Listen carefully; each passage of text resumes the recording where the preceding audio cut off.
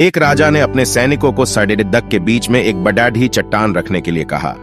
चट्टान को बीच सड़िद्धक में रखवाकर राजा ने अपने सैनिकों से छुपकर उस चट्टान पर नजर रखने के लिए कहा कि देखना उस चट्टान को रास्ते से कौन हटाता है।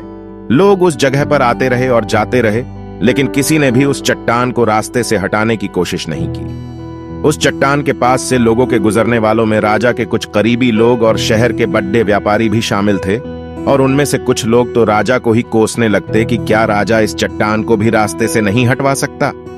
लेकिन किसी ने भी उस चट्टान को रास्ते से हटाने का प्रयास नहीं किया। ऐसा काफी दिनों तक चलता रहा। एक दिन एक किसान अपनी सब्जियों के साथ उधर से गुजर रहा था। उसने चट्टान को रास्ते में पड़ी देखा और सोचा कि सबको इस चट्टान की वजह से कितनी तकलीफ हो रही है।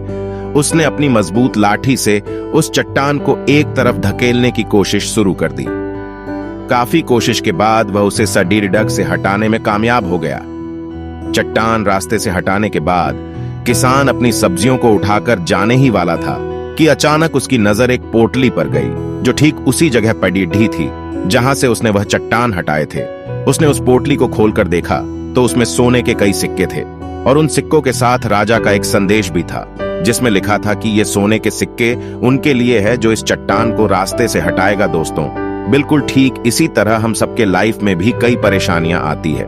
कुछ लोग उन परेशानियों से बचकर निकल जाते हैं और कुछ रास्ता बदल देते हैं, और चंद लोग ठान लेते हैं उन परेशानियों का हल निकाल लेने की, और ऐसे ही लोग मुश्किलों में संभावनाएं और संभावनाओं में छिपे अवसर खोज लेते हैं।